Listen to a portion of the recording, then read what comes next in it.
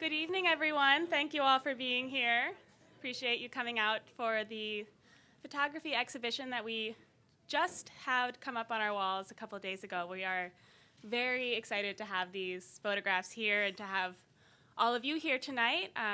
If anyone that you know is not able to join us, the photos will be here through April, and we'd love to have you stop by anytime during office hours or come to an event and refresh your memory of some of these beautiful portraits that David has been so kind to share with us. And I am going to leave it short and sweet. He has much more interesting things to say about these images than I do. So with that, please join me in welcoming David Gross. Thank you. Thank you. Okay, I threw together this slideshow partly to remind me what I'm supposed to talk about. This turnout is amazing. I did not expect anything this big, so thank you. The project was called the Inside Outside Project, and that will become clear, or if it isn't clear already. It begins in Thailand in 2005, so there was a huge tsunami, Southeast Asia, and my specialty at the time was mass victim identification, mass graves. I worked in Kosovo and Iraq, and I had done that. So I went off to Thailand to see what they were going to do. And while I was there, I was photographing what had happened after, or what you could see. And I knew there were people around me who had been through this, and there was no way to photograph that. But I was taking pictures of destroyed buildings and what have you, and in one of the camps, IDP camps, that is for people who had lost their homes, a Thai woman had set up a place for children to draw pictures of the tsunami. It was kind of art therapy and something to do. And I was just struck by how much these illustrated not only what I was being told, but how they explained everything around me.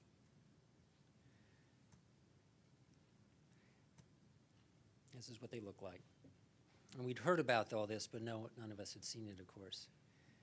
And that stuck in my mind. And for a long time, I wanted to do something to combine the photography, which shows what I can go and see and what's out there, with what is going on in people's heads, their experiences, their fears. So time passes, and I think about this more, and I start doing a bit of research, and what I discover regarding drawings of disaster, and in particular war, because that's where a lot of my effort was, is that drawings of war have been going on for an awful long time.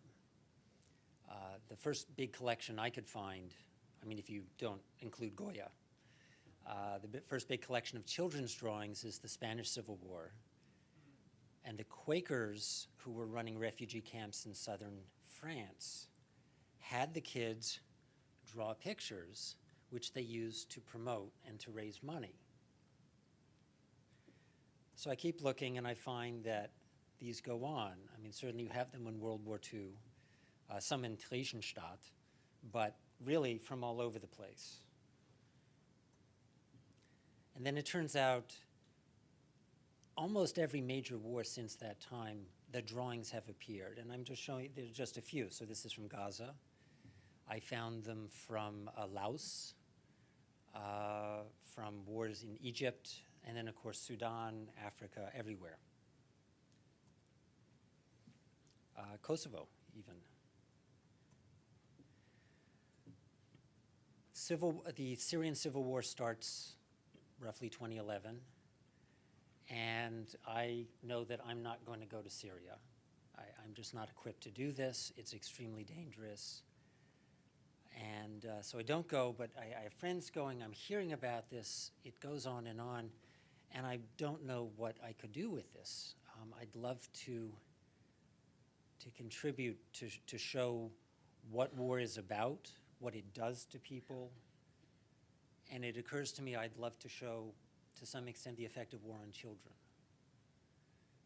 I'm drawn to this because they're the people who don't have any say in what's going on. adults, to some extent, have some say. There's a bit of fiction around that, but and children really are the ones who have nothing to say, and they pay a lot for the sins of their parents, so to speak. What happens is my partner, Mika Strand, and I, we come up with this idea of combining the drawings, which I've been wanting to do for a long time, with the photography, which we both love to do. And we came up with this project, Inside Outside, which, by the way, I don't think is the best name ever invented, but I just had to come up with something quickly, so there you have it. And I love this idea of combining advocacy with journalism, of doing a little bit more than going out and saying, this is happening, this exists. Well, what if you could do a little bit more, right? I wanted to do the photography and then the drawings. And I thought, wouldn't it be amazing to do, the drawings usually come out of art therapy or to be honest, someone coming in and saying, hey kids, draw. That's actually the reality for most of these. And so we put all that together, and what we come up with is, hey, let's go over. We're going to do portraits of the children. We're going to combine those with their drawings. And we're going to bring an art therapist or find one. And so not only do we go to people and say, hey, I'd like your picture. Can you please do this? I'd like your drawing. We're going to give a little bit back in return. And if we do it right, the art therapist is going to train some local teachers, and maybe we'll do a little bit of good, right? And that felt really good. Really liked that idea. So the question is, what kind of photography to do? And this is the kind of, these are the kinds of pictures that were out there and usually are out there. And I've shot a lot of things like this. These are poor, suffering, starving, downtrodden people, very different from you and I. And they look very sad, and it's sweet, and you've all seen this a lot, right? And I thought, I'd like to do something different. I want to say something very different. I think it's really important to understand that refugees, people you meet in war, wherever, are not too different from us. Now, we know this intellectually, right? We're all here. They're people, right? But I thought it'd be really interesting to show that in the most classic way possible, kind of the most Western way we know how, and that is to reference, sorry about the typo there, but to reference our idea of high art and the portrait you would have of an important person, a person with dignity. And I thought, well, that seems pretty obvious, right? So where do you look? You go Rembrandt, Vermeer. These are your, really good place to start. And this style is also something you can really actually accomplish in the field. So put all that together, and this is what you end up with. And this is what we set out to do. And so this is why they are the way they are. This is one of the drawings. There are other ones out there that the kids did. Now, it's kind of interesting because when we first arrived in Reyhanlitz in southern Turkey, we've been running around Istanbul for a while and learning that when you ask people's permission, they say, of course you can do this. They say, that's great, because we're sensitive to the privacy of children. We're sensitive to the rights of people. We would like you to sign that up, okay? These are refugees coming from an authoritarian government. They are now in a country which, frankly, has become rather authoritarian, and there's nowhere they're going to sign anything. As soon as a piece of paper came out, everything shut down. So we're spending a month going around Istanbul, and there are all these people, and they're all very excited, and then when we try and do the right thing, it shuts down. So we ended up, a friend of mine from Kosovo, from the war in Kosovo, I'm talking to him and he says, oh, I just got back from Syria. There's a safe house in the south. Call this guy. And we get his number, and down we go. And within a day, we got working. A nice guy named Mohammed Kausara. By the way, the sweetest man in the world. That's Mohammed. Anyway, and we go in, and there is a Syrian social worker who's there. And we tell her what we're up to. That's great. And she heads the kids' draw. And this comes from either one of the first or second sessions. And she's basically telling them to relive their moments of the war. We had been warned that this might not be a good idea unless you had someone really good working with them. These are the images that people tend to think of. These are the images that newspaper editors want. These are the ones that get people excited. This is the scary stuff. After one or two classes in which this came out, we shut that down. We just said, no, unless we have someone good in charge, and she wasn't. She was wonderful, but this was not her forte. We were not going to do that to the kids, and I feel it was doing it to the kids. Relive this moment, and now it's time to go out for lunch. Done. And we did have kids breaking down in tears, and people pat them on the back. And, they're going to survive. It's going to be okay. But I'm not convinced that was doing them any favors. So we shut that down. I've got this in front of you. Fortunately, you don't have food in front of you. I just wanted to point out a couple things about this. If you've ever seen kids' drawings of, maybe your kids' drawings of battle scenes or whatever goes on in their lives that they make up or they see in the movies, I think if you compared it to this, you'd notice a couple things. One is they'll be less specific. People might be dying, there might be blood. You don't have the kind of specificity that matches an actual bombing event. The arm, the foot, the head, the leg, this kind of thing, this is what happens after a bomb. People just come apart. People cry, houses burn. These are the key elements, but that's what struck me. I've been around bombings. I've been around this kind of thing. And it is like this. And the drawings I see from children or people who've only seen movies or just imagining, they're more Hollywood, a lot more fire, a lot more anguish, what have you. These have this specificity to them that really struck me.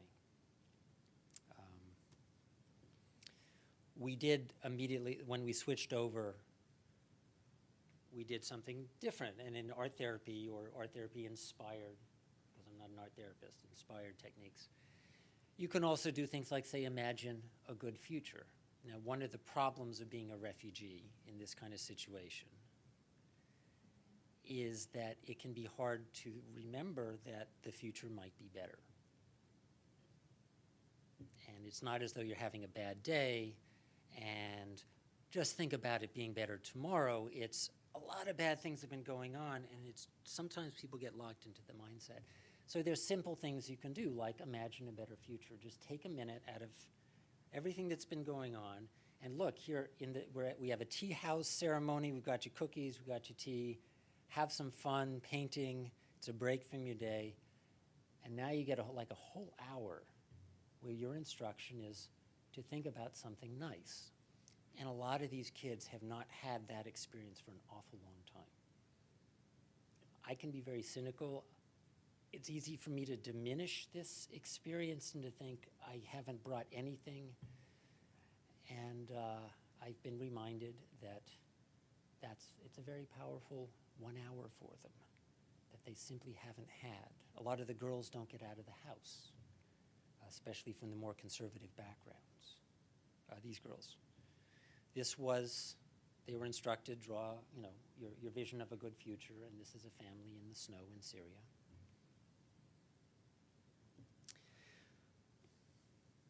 That's different.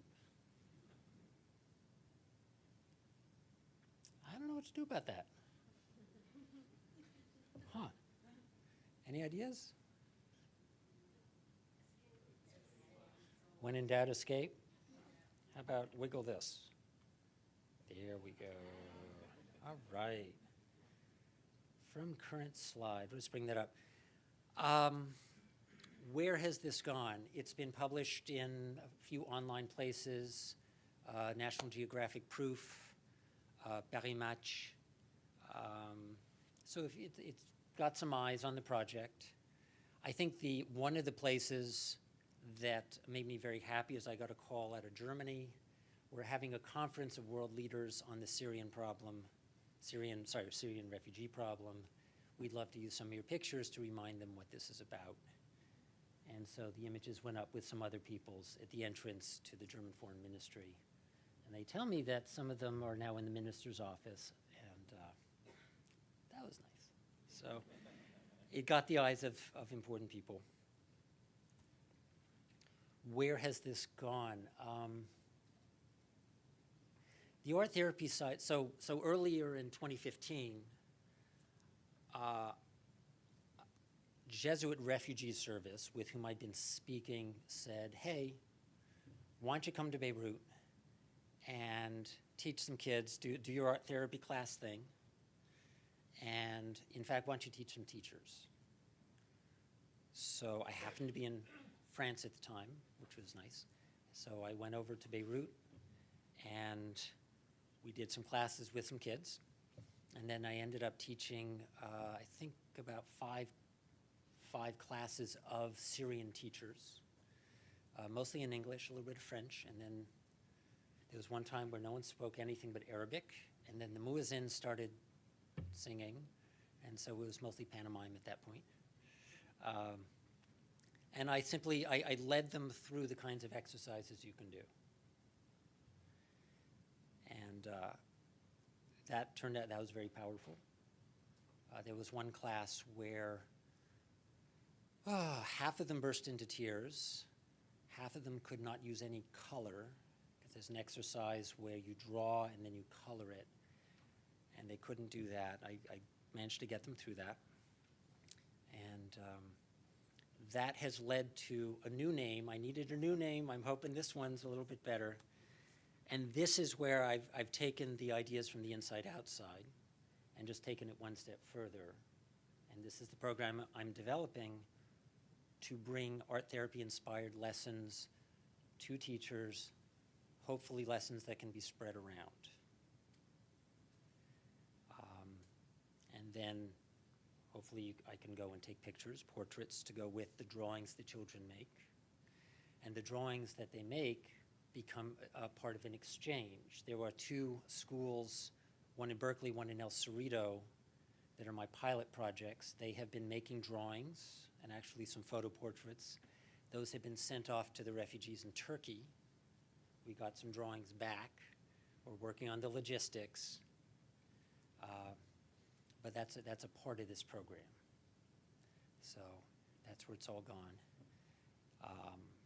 And if things go well, I will, I'm looking for more schools, more classes to participate. I'm looking to build this out, to bring these techniques to the refugee kids, and hopefully I'll be able to go and do more photography as part of the awareness. Oh, look, I had a slide about that. Who knew? There is an archive of the children's drawings. I'm trying to put together the world's first archive of children's drawings of war and disaster. So everything that has been happened, I've scanned it. It's up on this archive. And again, it's all part of what I'm trying to put together. So that's where things have gone. There we go. That's how it stands. That's how it began, and this is where it is now. Yes? So the first one, we did a Kickstarter. We did a Kickstarter which basically covered our expenses. We spent 3 months in the field, and I'll be honest, it was mostly friends and family, because the hard part of the Kickstarter is getting the word out. That's how we did that. Everything else has been Mr. Visa and Mr. MasterCard. So yes, I do have a lot of debt, but that's just what photography is to some extent about that. So what are you going to do?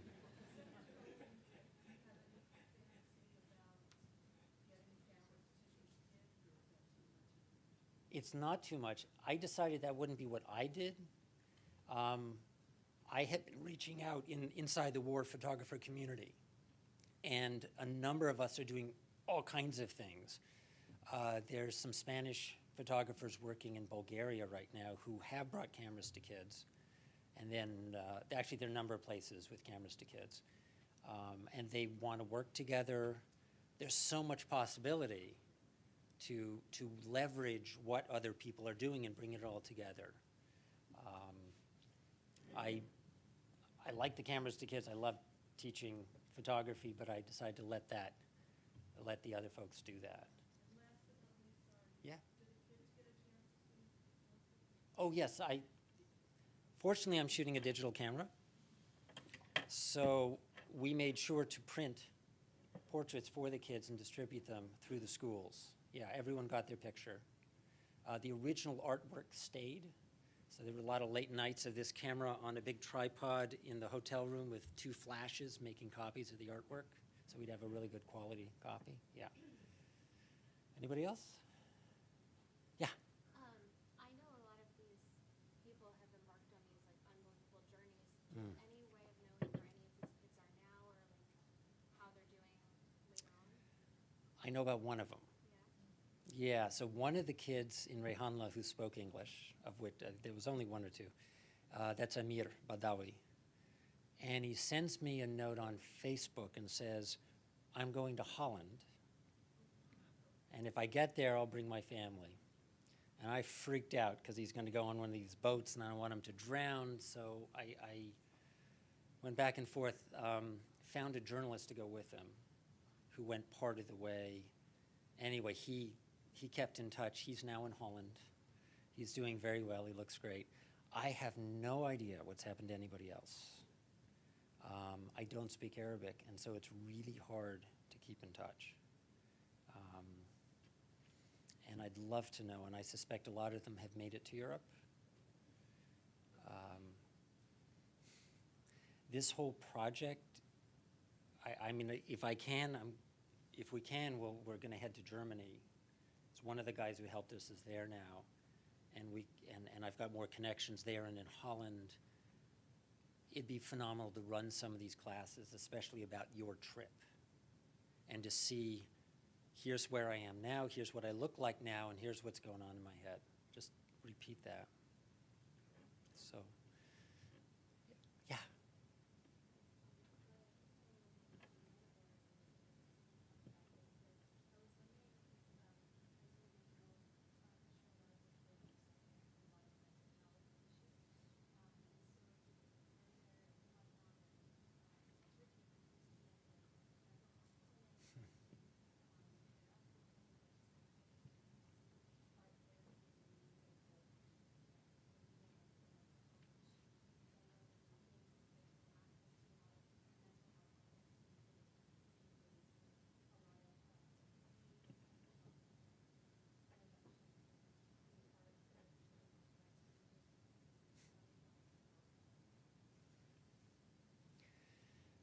There is not much. We were very lucky. We found a woman named Ezgi Ibek, not Ezgi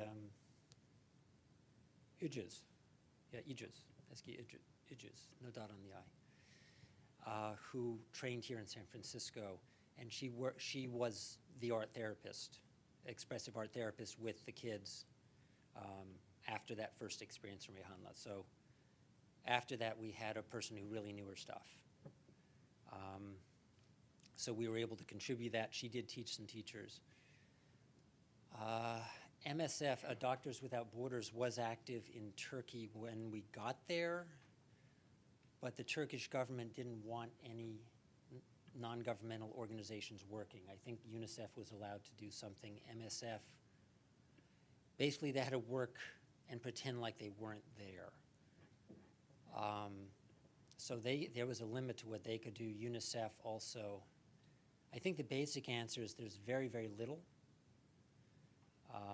as in an insignificant amount. I've heard in Zatari, the big refugee camp in Jordan, I've heard of 2 people who went in with UNICEF. This is a camp of what, 70, 90,000 people, right? 2. And I've seen, they did drawings. That's nice. So I'm sure there are lots of people going out and doing things, but basically, there is so little support that essentially there's no support. My concept was to have ideas that could spread, that would substitute to some extent. But there's really no support. And across the world, there really isn't a lot of support. People come in, but there's not very much. Africa, Central America, you name it. Yeah. Mm-hmm. No, I was curious, you named 3 schools in Turkey, and so those are all in camps. No. Most refugees are not in camps. Most are not. And Turkey, while they have what are supposed to be the best run camps of any of the countries. Most people in Turkey were not in camps, and the access to the camps was very limited. It was very hard to get in. UNICEF couldn't get people in sometimes. So the school in Reyhanlı in the south had been set up by a married couple. He had to flee when someone tried to blow him up. So he set up a school. There was a Turkish government-run school in Gaziantep. There was a private school in Gaziantep, which cost money. And then there was a school in Kahramanmaraş. Kahramanmaraş, I can never get that right. I think that was also free, a larger one, supported by a lot of Germans, actually. So there were those 4 schools. One was government-sponsored, bit of a fluke, I think. Not so many of those. Yeah. Oh, who's that? Why don't you go there? How did the therapy affect the kids, or maybe how do you contrast the first stuff that didn't work with the people that were good at it? Oof.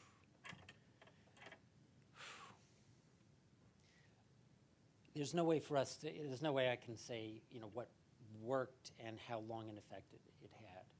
What I can say is that in those first 2 days of the draw something horrible, we had kids crying and a few kids crying, and that was about it, and they'd walk out.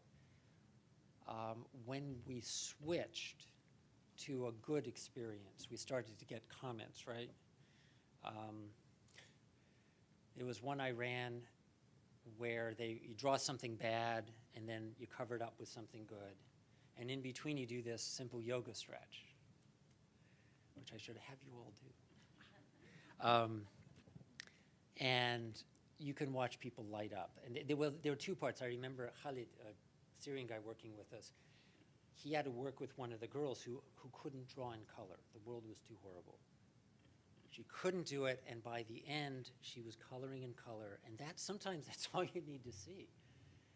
And we did have, one of the girls also came and said, this was amazing. I've never done that. I felt so good. And then the teacher would come and say, these girls don't get out of the house. They're very conservative. They don't go out, and you just gave them an afternoon out. And it really it was a wonderful experience for them. But you're really wondering in terms of therapeutic value. No idea. I mean, there's no, with this kind of program, it was just us. It was so small. We can't measure anything. Did you get the sense that there was A real value? they were feeling better?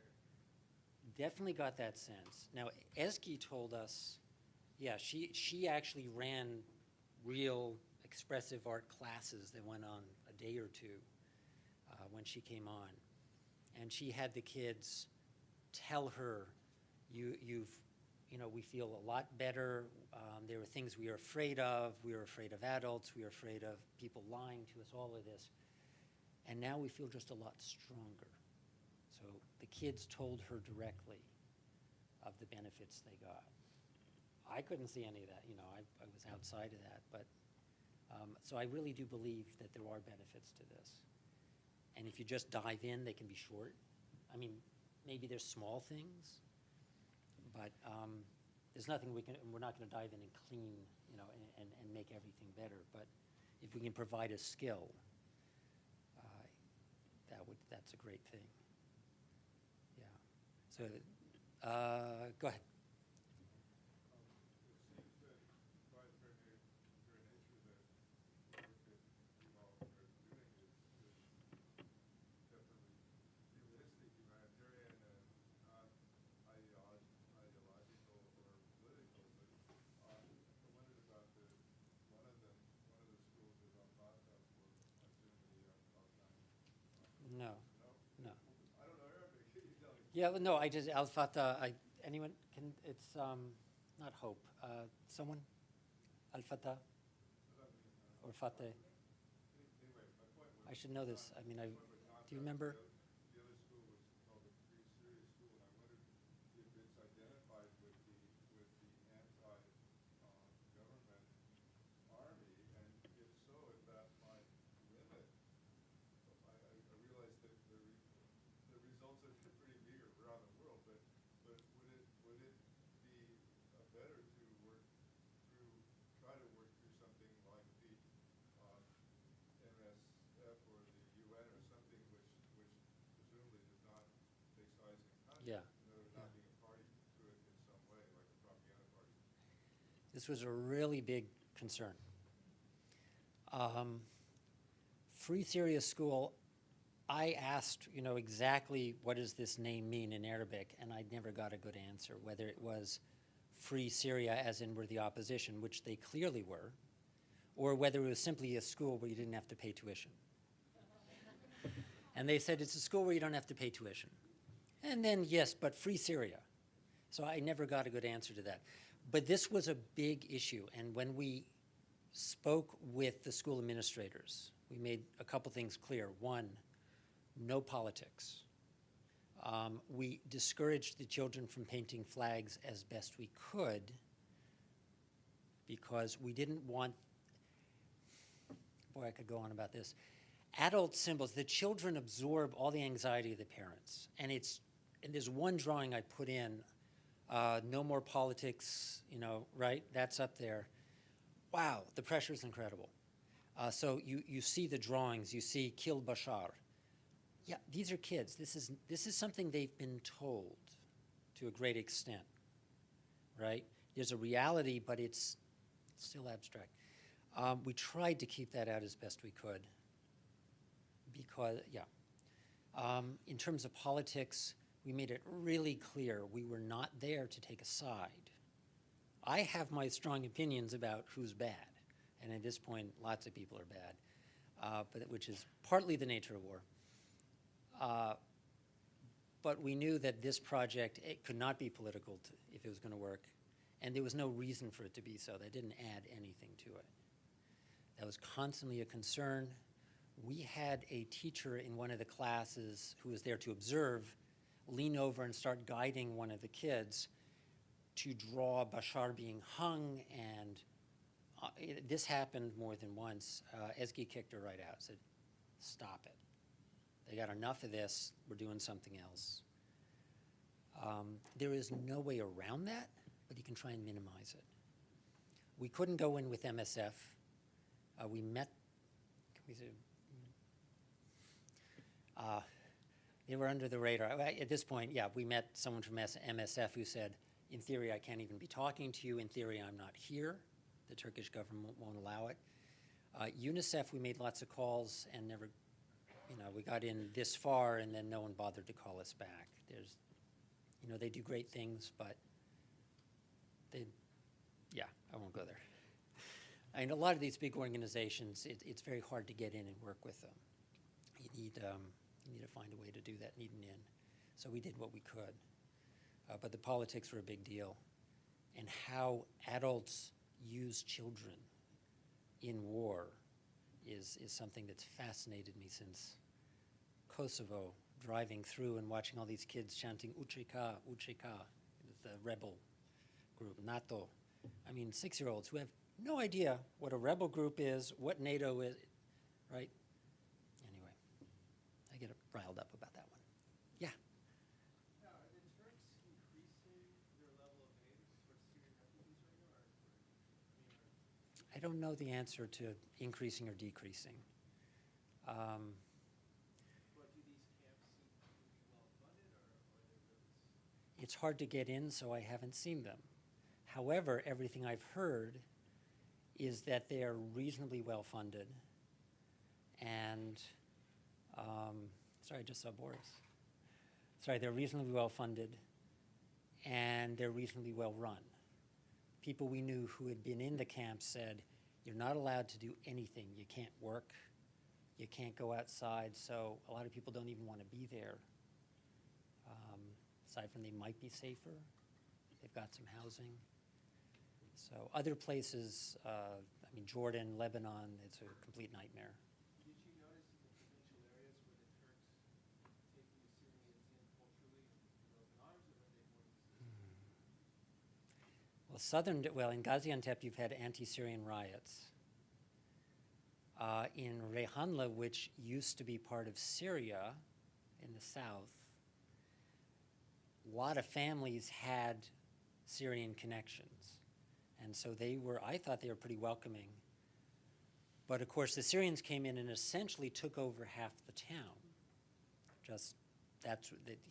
Pop-up shops, really good falafel, by the way. And so there started to be some animosity because apartments suddenly were expensive. You've got people flooding in who have some cash and really need a place to live, and suddenly real estate goes up. All kinds of things happen. So there was some animosity, plus there'd been a big bombing. And no one likes it when that happens in town. And then there's Turkish politics about whether the Syrians are going to somehow be brought in so they can vote for Erdogan. It just gets bigger and messier. All in all, I think I would sum it up by saying the Turks, in general, I felt were pretty welcoming. They could have been vicious and beaten everyone, but no, there's a lot of welcoming going on, or at least acceptance. That's my thought. Yeah. Two questions. The first one is, what drew you to do portraits instead of street photography or kind of typical war documentary? The portraits are specifically that inside and outside project. Now, when we went originally, I was going to do street and environment, and Mika was going to shoot portraits. And in part, her Hasselblad lens didn't work. Yeah. And in part, I kind of stepped on her toes, because I just did. Sorry. So there wasn't a lot of street that I felt would do much. I mean, I did shoot on the street, because it's fun to shoot on the street. But so you saw people on the street. It didn't pair with the drawings. There was no way to put the two together and to have them reinforce. It would have been, what did we see on the street? There was the strange kid driving his cart picking up garbage. Most of these kids were either in school or at home.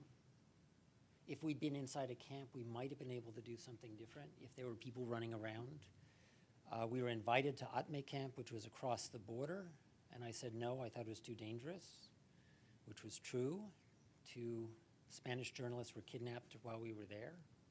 I think they got out a while, but not too long ago. Yeah. So I was drawn to the portraits to go with the drawings, to go with the concept,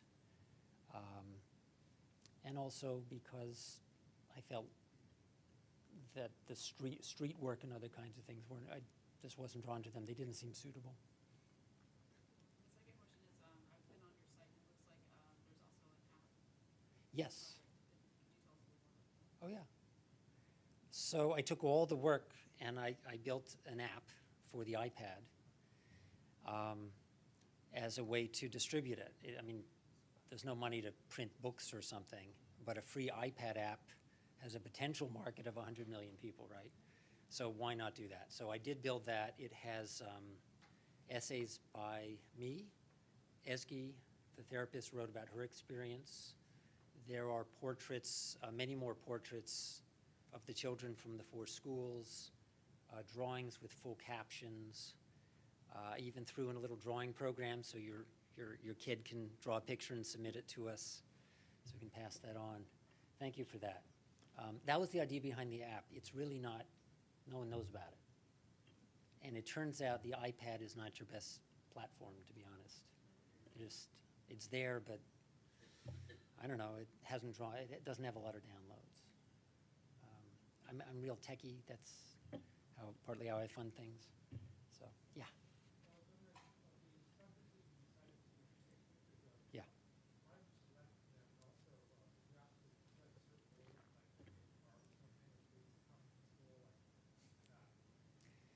How do we select them? We walked in and through our translator said, got any kids? Let's have a class. So they would put kids together for a class. And then I would have, about 15 minutes, you think? To maybe, I don't know, 15? To photograph 10, 20 kids who would just be brought. And I would bring them, and everything's on location. I wanted to bring it. I had a light, so I have a stand with a flash and an umbrella about like this. And that goes here. And you have the kids stand here, and you say, okay, now please turn 3/4. Okay. And they do this, and you say, no smile, and I can never remember how to say no smile in Arabic, but I was told over and over. And I tried to get them to relax their faces. And I would shoot, and I'd get maybe 10 or 15 frames, and then it'd be the next one. And that's it. So in that sense, this is pure documentary / journalism. There's no one's made up. No one is told to change anything at all. It's a posed portrait. It's on scene, and there is a light, and that's it. Everything else is untouched. These are not retouched. The backgrounds maybe, sometimes they're darkened, sometimes they're not, depending on how good I was in getting the position of that. Yeah. The what's next? Well, the artivism concept, I'm hoping that might allow me to do more of the photography. I would love to go to Europe to meet people who made it into Europe. What I'd really like to do is a friend of mine in El Salvador who's pointed out that the children who tried to make it to the United States to flee the drug wars and who didn't make it are now hiding out in houses in Honduras, El Salvador, Guatemala, and they're hiding out from the gangs. And he said he knows someone who can get us safely through Honduras, and if I could, I would go down to Latin America and do the same kind of program. And I would connect those kids with schools here to do the art exchange. So I have hopes that this will continue and spread. Yeah. What are the benefits of the art exchange? What do the kids get out of it on either side? So for the refugee kids, one of the issues of being a refugee is your sense of community is often broken. You used to be from here, and now that's all broken, and now maybe it's just you and your family, or maybe it's people from your village or your town. But an exercise in which people on the outside start connecting with you opens that up in a little way. It also reminds you that there are people who know you exist, know that your problems are real, and are willing to validate that with this communication. So besides, it's a fun thing to do. And if they use some of the exercises that we've been coming up with, then there's a little bit of benefit of psychological skills learned. Thinking positively, problem solving, looking at bad things and learning how to rethink them as good things. So all of those become benefits for the Syrian kids, the refugee kids. On the other side, well, kids here learn about refugees as people, which is nice. They get to do something interesting. The material they create and the lesson they get gets filtered to their parents, who may have heard about all this, but now have a direct connection. So in terms of an awareness campaign to get people to understand and to be aware of the Syrian refugees, it's potentially powerful. So, and then the archive aspect of it, turns out there is no resource, I've been told, there is no resource for art therapists who are interested in working with refugees. There is no record of these materials. I mean, there's scattered stuff. But to build an archive where people could look and learn about the kind of artwork that children create, and maybe how better to work with them, doesn't exist. Yeah. So you mentioned that the photography that you did of the students actually took place very quickly. Yeah. Were those same students the ones who were offered the opportunity to express themselves in the art? So the same students from the portraits were the ones in the art therapy classes? In general, yes. I think once or twice someone brought us just students. In general, these are those kids. So here's a weird thing. So when I spoke to art therapists before I went, they said, look, in our profession, you cannot violate privacy, so you can't have one of the kids saying, I drew this. And that's hard because I think in the end, we all want to see exactly that he drew this. So I've struggled with that the whole way through. I'm not exactly sure how to deal with it in work that comes up. But the reason that matters is, so when someone brings me a class and these aren't the kids who did the drawings, and again, it was only once or twice, I said, okay, for this concept, I want to show you kids and I want to show you drawings. If it's not a perfect match, I think that's okay. I think it's not deceptive. Tell people it's not a one-to-one. Mostly, can you think, I can think of one class, I think once they brought me kids who hadn't drawn. So that might be 5 or 10. All of these kids drew. Yeah. Did the kids in the class get to share their drawings with each other, or was it they did their own drawings?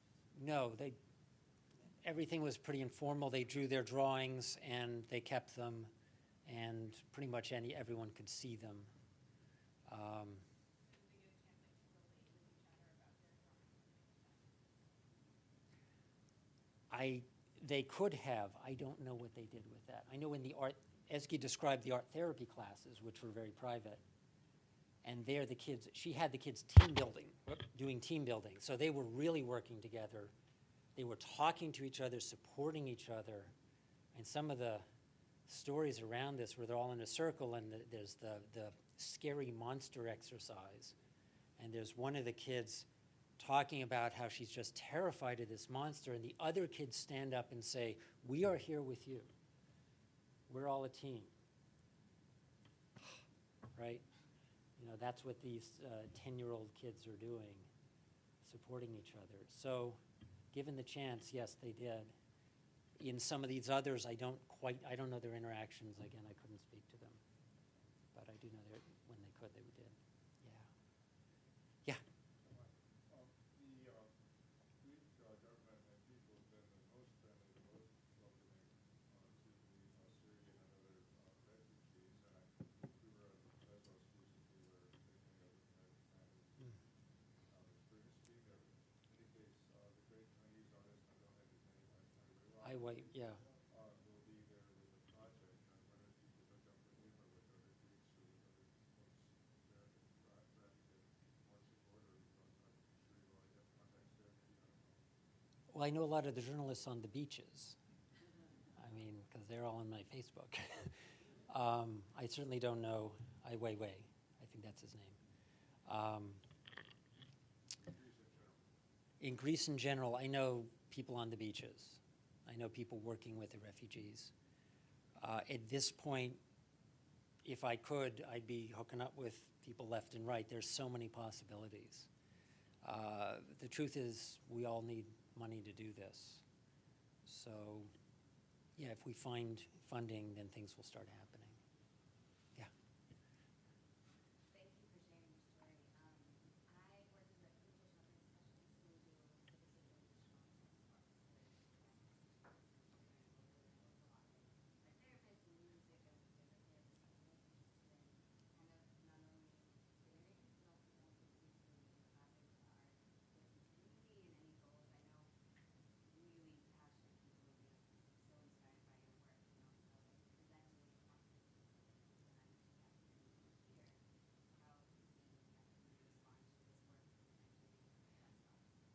everyone I've spoken to has been very supportive as best they can. That's the short answer, is that, wow, this is great. Yeah.